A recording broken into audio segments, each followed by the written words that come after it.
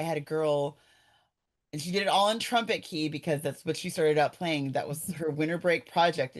Again, that was when Uptown Funk was everywhere. Everybody was listening to it.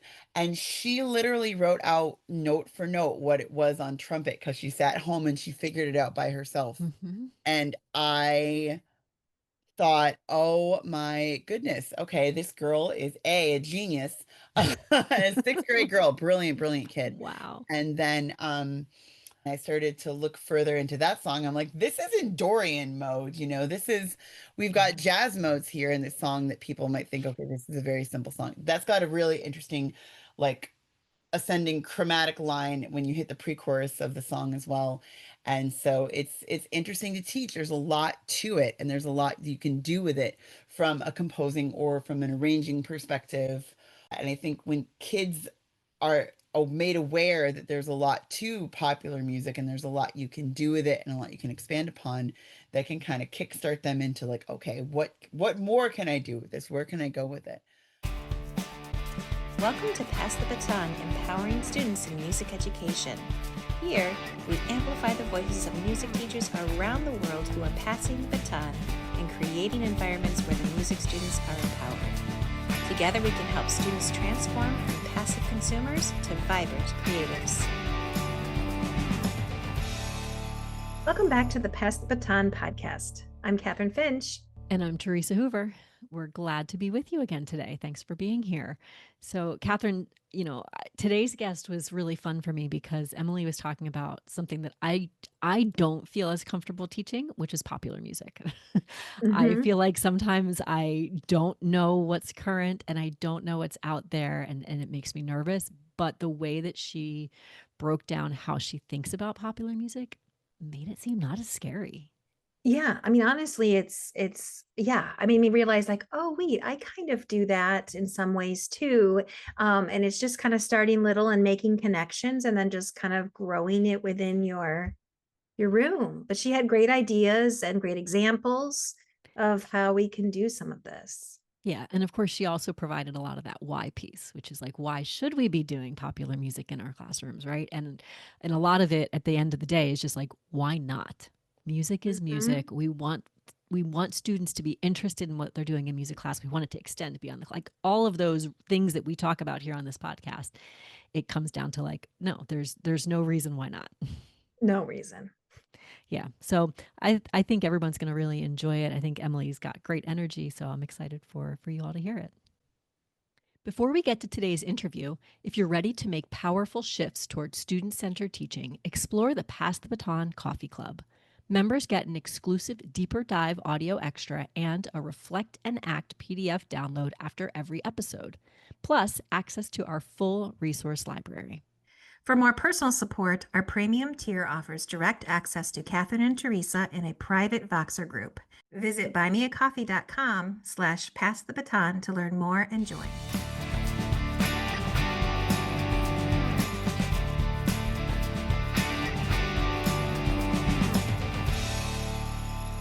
Okay, welcome back, everyone. We are so excited to be joined by our guest today, Emily Langerholc. Welcome, Emily. How are you doing?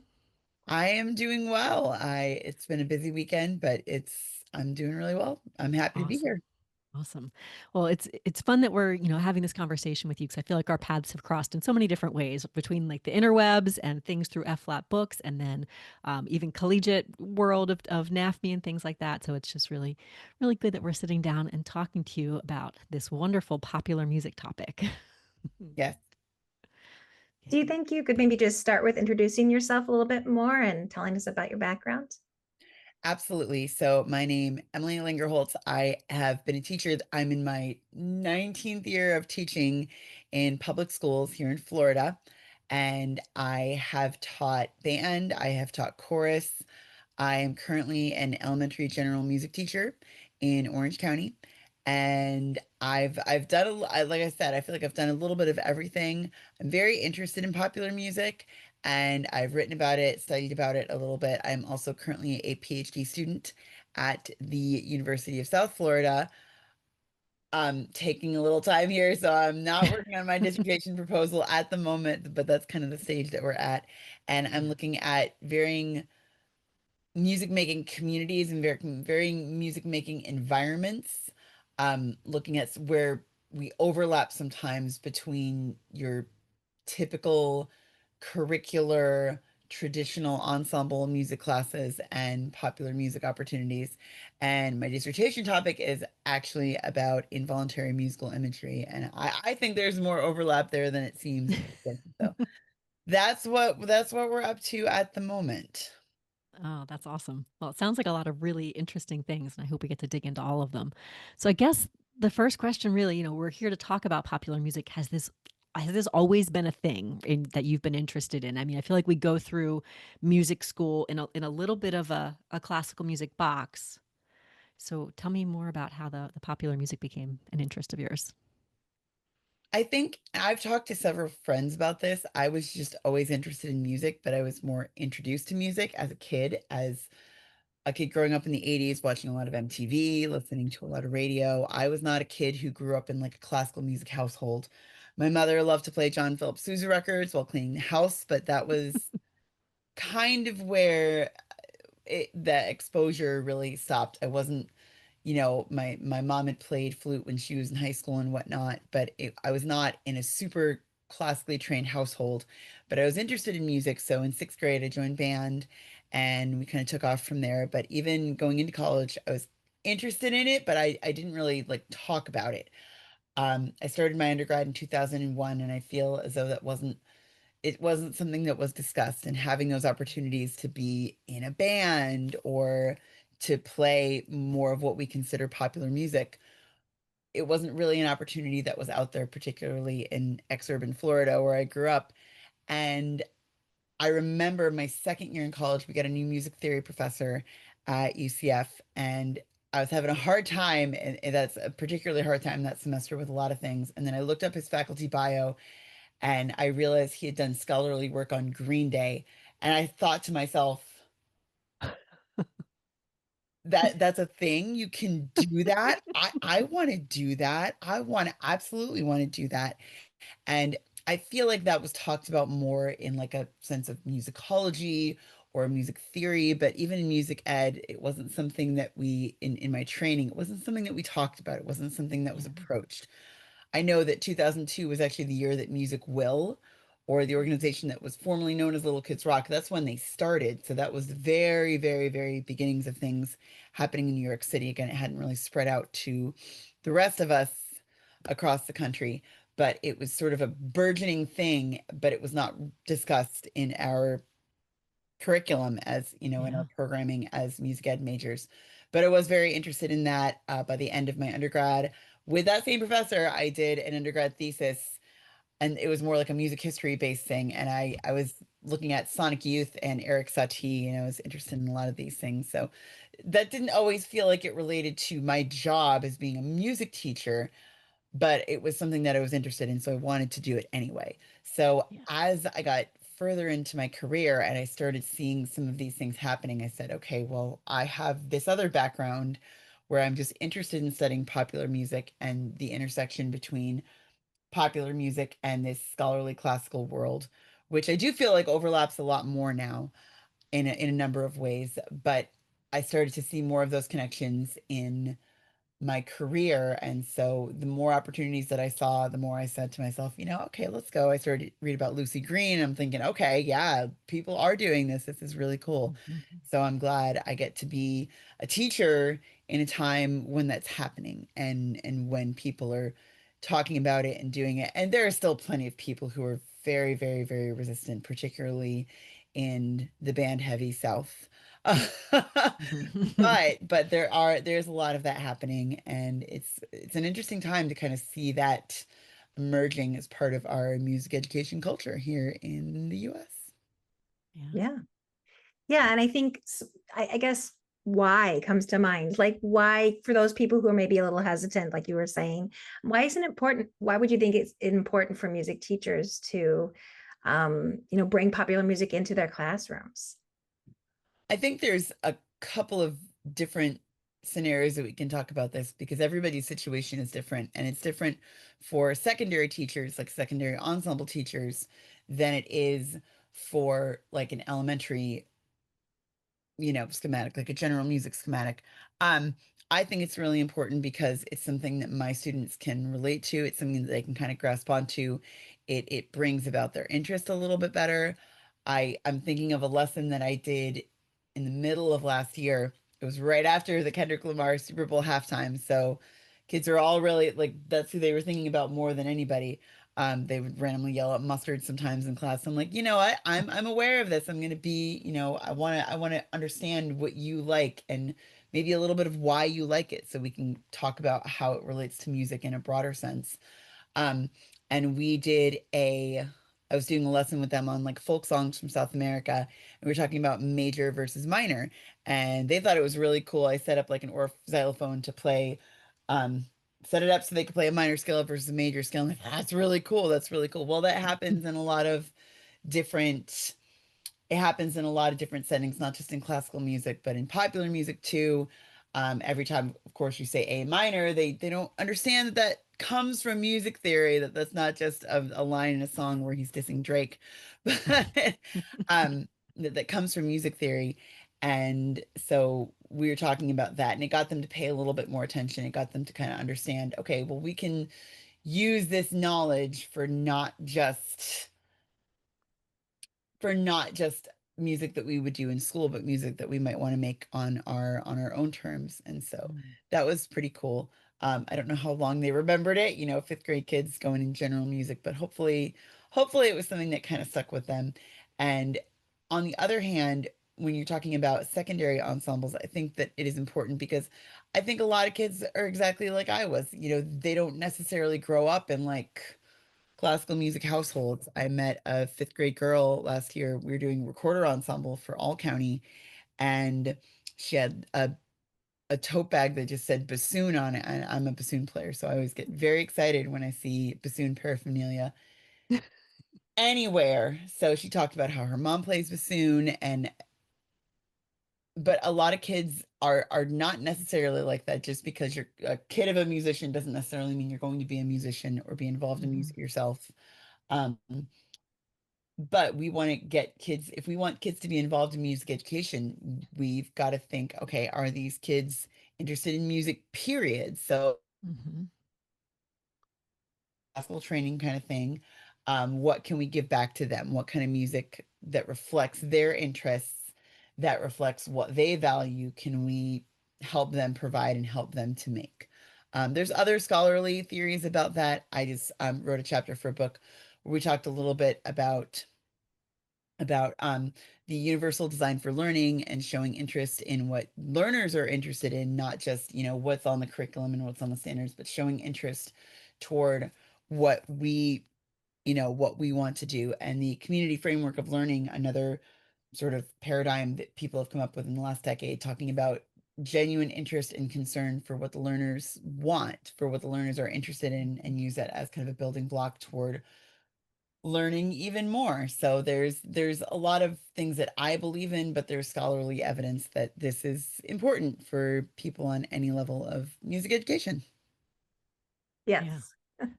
I love We that, and I love that you're able to talk about the different settings and why that's so important. Because I think you're right. I think sometimes we can say, "Oh, well, we'll do it in elementary general music," but maybe ensembles need to be serious or things like that. But there's so much room to expand musicality and expand students' interests when we do incorporate other kinds of music. I agree. Yeah. I started to think about it a lot when I was finishing up my master's degree, and I just started a new job in a different middle school, and we were working on I can't remember. I think the piece was Peregrine Traveler's Tale, classic middle school band piece, Hmm. and we were going over quarter note triplets, and the kids were having some difficulty with it. And I thought to myself, okay, what's something that they all know and that they can all kind of grasp onto? And I'm like, this is something that you hear in Seven Nation Army, and that bum bum bum, that quarter note triplet, which band directors have lamented that kids don't play correctly for since the dawn of time. And I can't remember if I actually played it for them or not, but as soon as they heard that and they could kind of transfer that knowledge over to that reading music setting, they were like, "Oh, we got this. This makes sense." So I thought to myself, take from the music that they know, from the music that they are kind of the music that's in their own lives, and then Mhm. if they're interested in, wanting to play music in a different setting, this is how you can help them to improve all of their music making. So Mhm. Yeah, that's awesome. Okay, so there's the Seven Nation Army example. Give us some other ones. This is What my are some favorite other? thing to do because this Yay. is, this is what I wrote my book about and what I wrote my JS about and other things like that. But there are lots of little examples that pop up everywhere. When I did that lesson about major and minor with my kids, we were talking about Kendrick Lamar. I didn't play that song for them. Don't get me fired, But um, after that, I played for them a little bit of the song Party Rock Anthem, which is also an A minor, and I would talk to them about, what does a minor key sound like? What makes a minor key from like an aural standpoint? And they said, well, it sounds sad. And people talk about that a lot. Well, we don't want to just say that it sounds sad, but there's been research also indicating that a lot of popular songs have been moving toward minor keys over the last 50 to, at this point, like 70 years. And I think Party Rock Anthem is a really good example of that. And it Mhm. shows, okay, well, let's hear what this sounds like if it's in a minor key, or I guess if you want to be specific, like Aeolian mode. Here's a good example of a song that's not Yeah. sad, not at all. All of us who lived through 2011, that gets us going. But that's another really, really good example that I find that is very useful in a classroom setting. To think of, to name another example, like I said, I wrote a whole book about it, starting to talk about other examples. Some of them are really, really obvious. Some of them are, and they have like very basic little theory nuggets that we can get out, like Seven Nation Army or the minor key in and Party Rock Anthem. Some of those things go a little bit deeper. Like I started to look into Beyonce's Single Ladies, and my God, like, people want to be dismissive of her and the musical process, but there's so much in that song. Modal stuff, I would argue for, and I have argued before for like bimodality happening in that song, where Nice. it's like, okay, here's she's singing about these two different things, and you're actually in major minor key in the chorus at the same time. And that gets a Nice. little bit wild. And it's sort of minimalistic chordal thing. It's mostly a lot of rhythmic things going on. And then there's even a measure where she literally skips a beat where she sings like a ghost I'll be gone. So there's some, for me, it's about giving credence to these popular musicians who for so long, and that was something that I felt like I experienced in undergrad and other things, not even from my professors directly, but from people like in the music ed community. Oh, they can't listen, kids can't listen to that because it's not good, it's not sophisticated, it's not interesting.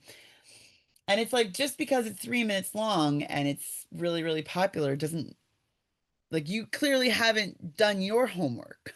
Mhm. You're not aware of what's going on in here because you don't have the interest to listen and to hear that, yes, there's some really, really interesting rhythmic or modal or other Yeah. stuff going on. Uptown Funk is another one that I've used in the past. I used to say to my students when I taught band, if you give me something, I used to teach with a lot of solfege in my first job, particularly, and they loved the Party Rock Anthem because I was teaching at that school in 2011. So they thought, could we arrange that? Could we do that? I said, okay, if you Yeah. can bring me part of the song with some solfege, I will go to Finale, RIP, and write it out and we'll play it. We'll make a band arrangement of it. And so we did that a few times, and I did that with the kids. I remember the kids talking about figuring out the solfege of the melody of Party Rock Anthem and what That's part would be awesome. good here if the oboes go boop, boop, boop, boop, boop, boop, boop, and other things like that. And in my second job, I had a girl, and she did it all in trumpet key because that's what she started out playing. That was her winter break project. Again, that was when Uptown Funk was everywhere. Everybody was listening to it, singing along to it. You couldn't turn on the radio or the television or anything really without it being everywhere. And she literally wrote out note for note what it was on trumpet because she sat home and she figured it out by herself. Mhm. And I thought, oh my goodness, okay, this girl is a genius, a sixth grade girl, brilliant, brilliant kid. Wow. And then I said, okay, well, you did the work part. I will put it all together. And I started to look further into that song. I'm like, this isn't Dorian mode. We've got Mhm. jazz modes here in this song that people might think, okay, this is a very simple song. That's got a really interesting, like, ascending chromatic line when you hit the pre-chorus of the song as well. And so it's interesting to teach. There's a lot to it, and there's a lot you can do with it from a composing or from an arranging perspective or from any of that. And I think when kids are made aware that there's a lot to popular music and there's a lot you can do with it and a lot you can expand upon, that can kind of kickstart them into like, okay, what more can I do with this? Where can I go with it? Um, Yeah. from that same time period, Happy Pharrell is in Mm, Dorian mode too. I remember trying to figure that out. I'm like, wait a minute, wait a minute. Why is this riff in F, but it's in E flat? It's in the key of E flat, you know? So yeah. there's a lot that we can do with that, and there's a lot of examples that we can give to kind of get kids, their arranging and their melodic and their creative and their composition brains going and making more music on their own, because we always say in music education world we want kids to keep going when they're done in high school band, and we want them to keep going, and maybe that means playing in community bands, great, but how about we just have them making more music? Like, is that, I think that's fine by me. That'd be fantastic. But how about we have them making more music, making more interesting music, and yeah, take it from there. Yeah. And that's everything that we keep saying is we want these students to be musicians when they walk outside of our classroom. It's great that they're doing it in our classroom, but we want it to continue. And what can we do to help ensure that happens? And from the things you're describing, that's happening with your students. Your sixth grader who spent winter break, right, working on that's awesome. And that was something I will say. I had another professor, Mr. Ron Ellis, who's now at University of Texas San Antonio, but he would talk about that in conducting classes. And he was a big marching Mm, band guy. Marching band and popular music feel like they've always gone together, and like they should go together. They kind of belong yeah. together. So I don't know why you hear band directors say something about pop crap, and I'm like, that's what you're arranging. This way. Anyway, I have other thoughts on that. But he talked about that a lot. I had a lot of classes with him in undergrad, and he talked about that, being in touch with what people are interested in. Or here's a kid who was on this drum line from this award-winning high school, and he leaves high school, and all he knows how to play is the second bass part. That's it. That's where his Mhm. imagination is limited. And we are not in control of a kid's imagination. If that's all that they come up with from what we give them, that's what it is. But can we expand their knowledge base and their creativity beyond, I play second base on this show and we won state champs? Who cares? What can Mhm. you do with that now? But that Right. was something he talked about a lot. So this lives in my brain as well. Yeah. Yeah. That, and I remember talking to Matt Claus, and this was episodes and episodes ago, but him talking about the same thing with a second clarinet kid who was so excited to practice the second clarinet part to, a whole suite over the summer because that was what she knew. That was, but it's like, oh, there's so much more. There's so much more.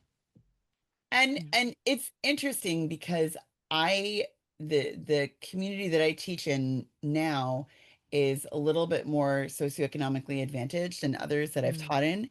And I notice that something that's different there is that you have, for so many kids, band is just a foregone conclusion. Like band and orchestra mm, are a foregone conclusion. Like, you need this, you need to go to college, you need a scholarship, we want this for you. And so it's a huh, different kind of, looking at it from an elementary versus a middle school perspective, it's a different recruitment perspective, but mhm, it's also kind of like, there are a lot of families. We always want to say we want to meet the kids where they are, but we also have a lot mhm, of families at my school who want those academics, and they want the creativity, they want the other things like that, but they also, the kids and the families, they really want that academic sense. They want to have that musical understanding. They want to say, we are learned in this way, and mhm, so they want that. So I think it's important to be able to offer both and to be able to demonstrate how popular music, relates to that, how they do go together. And it's like, okay, yeah. yes, you understand this theory part of it, but maybe this other kid who's sitting next to you is not quite as interested in that, but they're like, okay, that's, or as I'm getting older, when they hear Party Rock Anthem, maybe they've never heard it before. Maybe they weren't born till 2016 or 18, and they're like, Mhm. can that be our class theme song? That's so much fun. And I'm thinking, man, okay, let's do it. Let's go with that. That sounds great. Um, so I think that we want to be able as music educators to offer both. Yeah.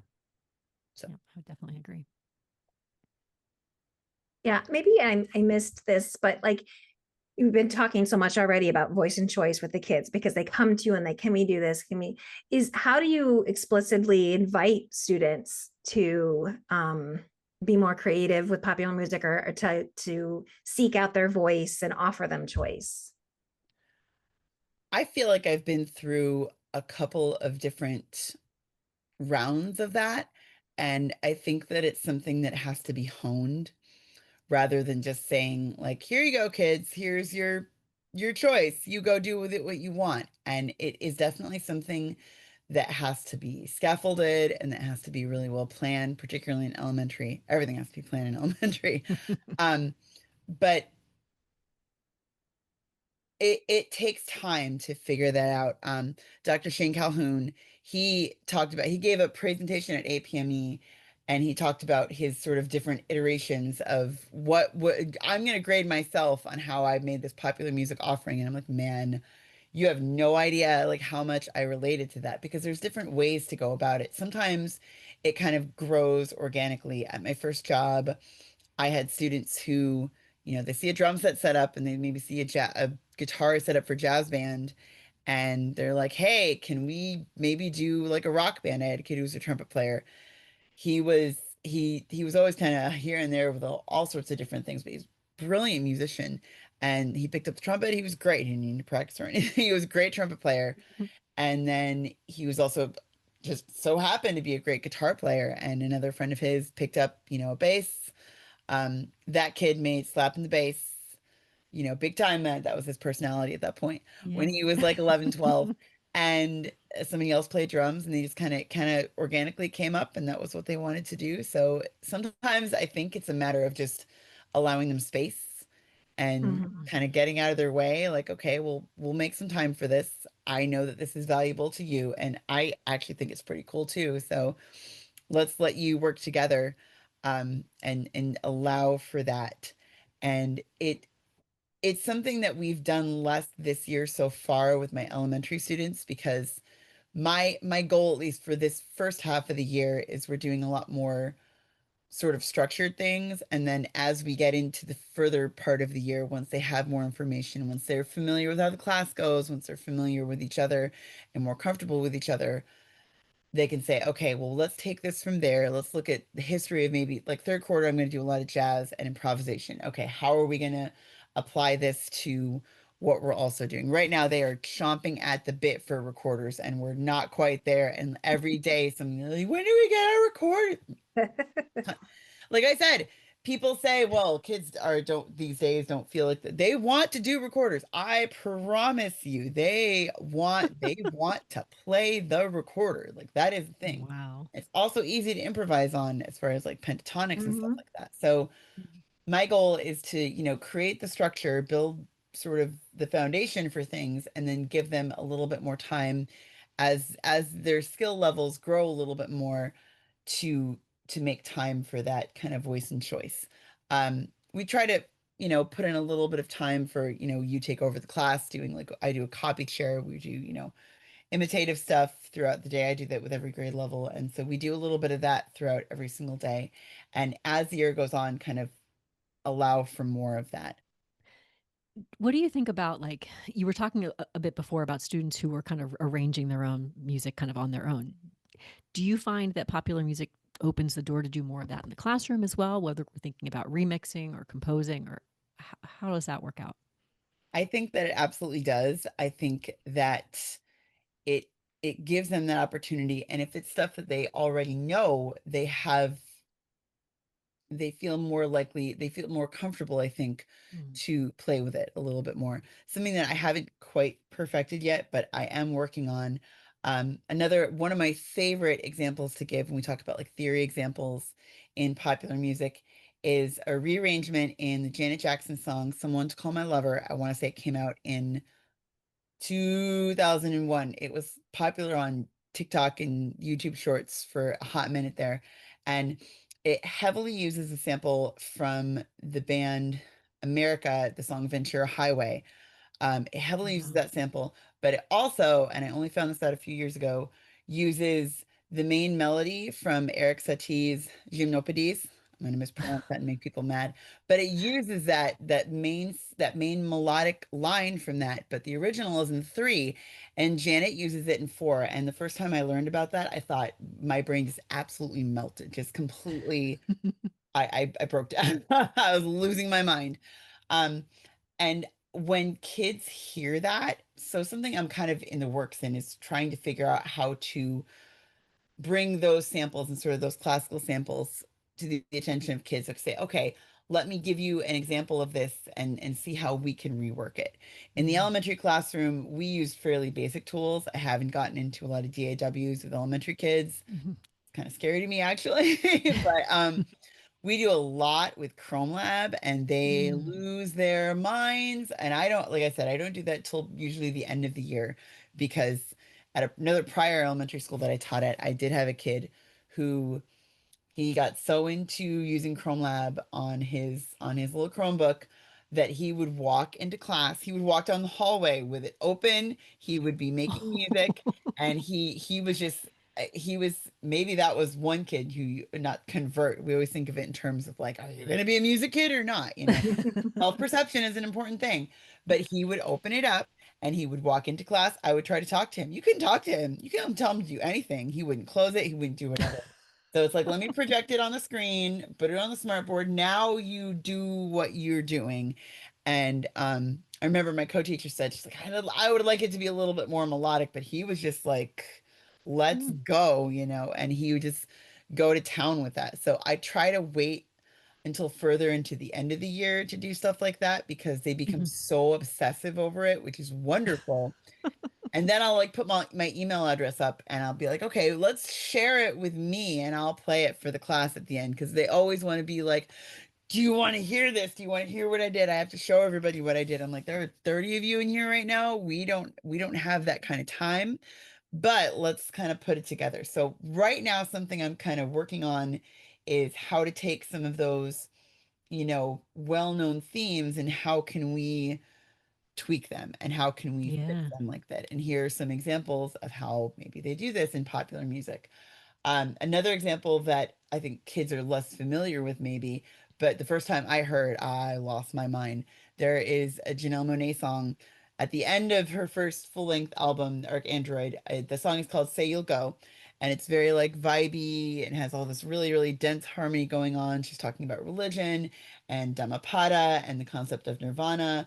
And it's this beautiful outro, and then it immediately dovetails into Debussy into Mm. Claire de Lune in like a transposed half step down. I'm like, and then it has this beautiful sort of choral ending with the Debussy theme, and I'm like, holy jumped up. It just blew my mind the first time I heard it, which was years after I think I first listened to the album. It didn't like click then.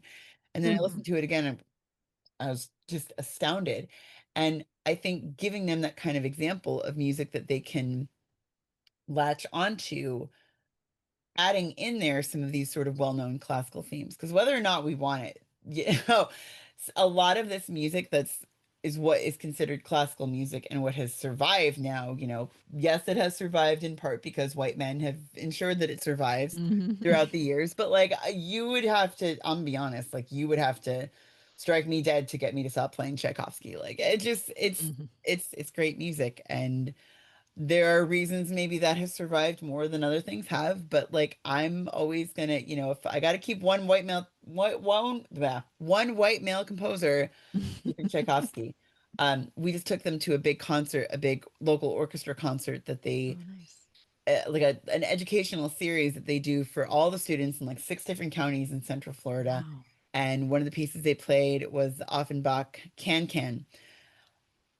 Something happens to these children. The first time they hear it and they even we have a few students who are in like a self-contained classroom and Mm. have difficulty communicating, period, going a few minutes without hitting another student, difficulty not Mhm. eloping. And so they went to the concert and one of their teachers said, man, the can happened and they just like something something sorted out in their brains, you know, they so a lot of these things and a lot of these themes are going to be persistent. And I think it's interesting to look at the way that we can rework those things. If you take it from a hip hop framework, you can rework and retool and Yeah. reorganize and remix literally anything and make it into something that's new and take something that you think is valuable and make it into something that is valuable for other people. Um, there's so much that we can do. So I like to think of it from both perspectives, you know, thinking of just you know, taking popular music and remixing it a little bit, taking classical themes that are part of popular music and Yeah. remixing those. That's sort of a plan that's underway for me. So once I have that better figured out, I will share it.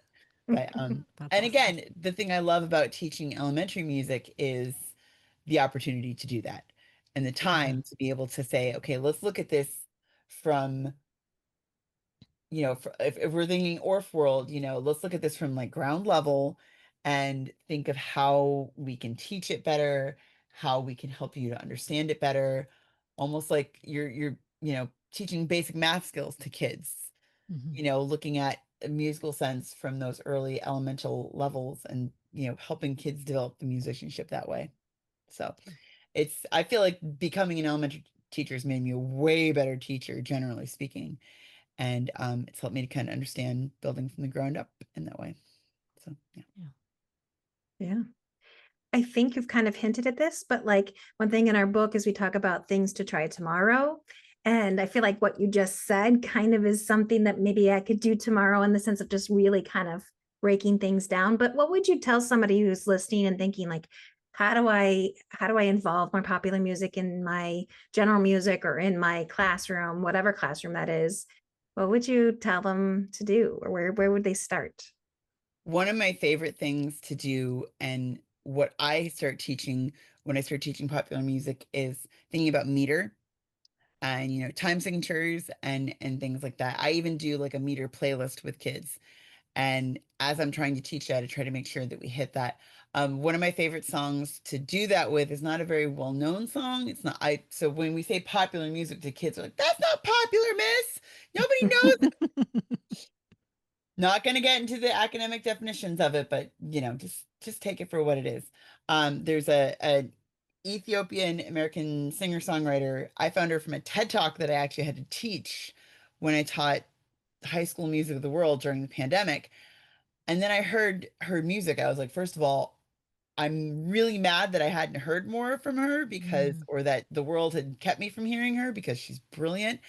And there's a song that she does called I Want to Sing for Them All, and it talks about her different musical influences and how much she loved, Ethiopian jazz musicians as well as Prince.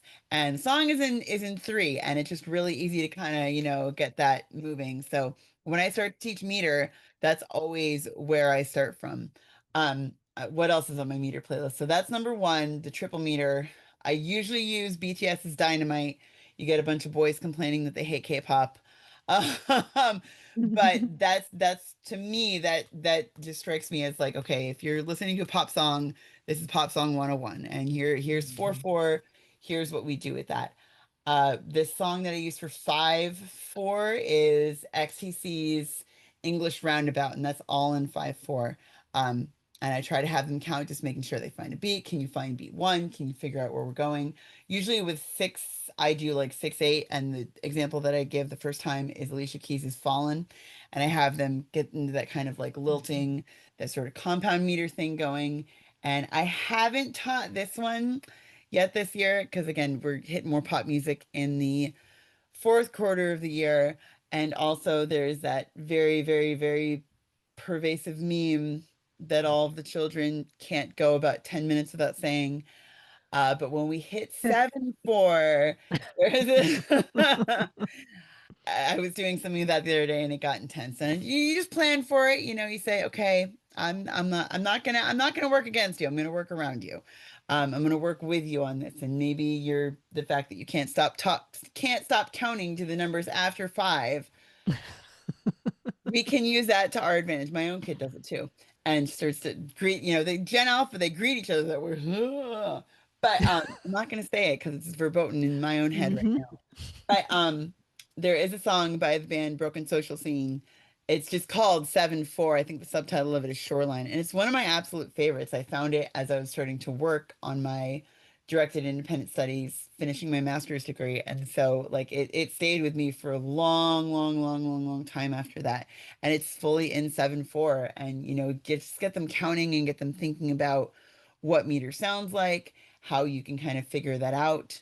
I find that as I started to do this, I started to blog about this sort of stuff. There were a lot of people who were adults who were interested, who were saying like, Mm. hey, yeah, I want to kind of figure this out. And maybe they think, oh, I wasn't taught this in schools. Well, we're Mhm. working on it now. Not that it's always received well, but thinking about that, as far as blogs go, and even as of like the limited number of TikToks that I've made, the most popular thing has always been the song Golden Brown by the band The Stranglers, which has also made its way into YouTube shorts because I played it. My kid heard it. I've heard this song before it was on this YouTube short. And I also have to explain to child that the songwriter, the guy who wrote the song said it was both about a girl and about heroin, so that's concerning. Mm. But it doesn't have any bad lyrics in it, but there's a section, the verses are vocal, it's mostly in 12/8, and then the instrumental chorus part is in 13/8. You have like three Oh, beats that are divided by three and then one beat that's divided by four, and it cool. gets kind of interesting. And more people have been interested in that as far as my blog or TikToks go than anything else I have to say. It's like they don't Hmm. care about anything else. What is going on with this Strangler song? And I'm like, I don't know why people care that much, but hey, cool. I'll take it. So That's awesome. All right. Well, if people want to learn more about you and your work and find your book and all of that stuff, how are they going to do it? the book is for sale as an ebook on F flat. And I think Perfect. you'll go ahead and make a link to Yep. that. There is Yep. a physical copy of the book available, Ooh. currently only on Amazon.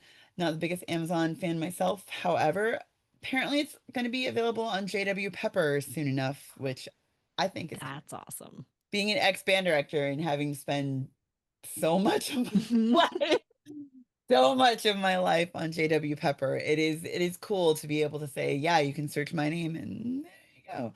That's cool. Um, if you go to the blog, we'll have it. There have been web hosting issues here. I've had it now for like 10 years. Oh my gosh, almost 10 years, which is crazy. That was sort of like my post grad school project was to put some of this information in sort of like little digestible nuggets. Mhm. Rebelmusicteacher.com. And then I'm on all the socials as Rebel Music Teach. And Okay.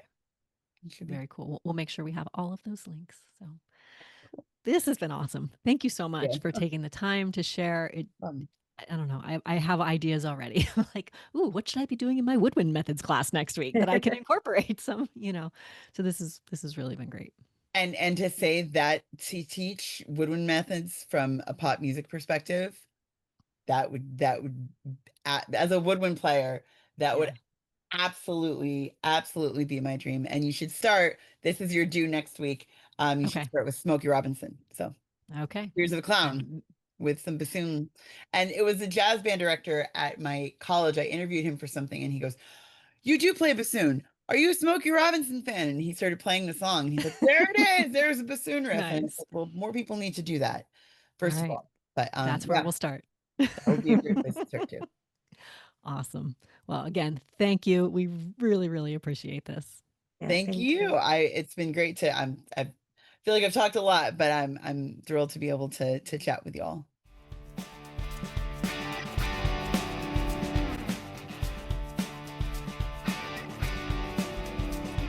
Thanks for joining us.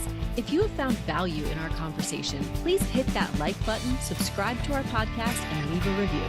Your feedback means the world to us and helps us grow our community of passionate music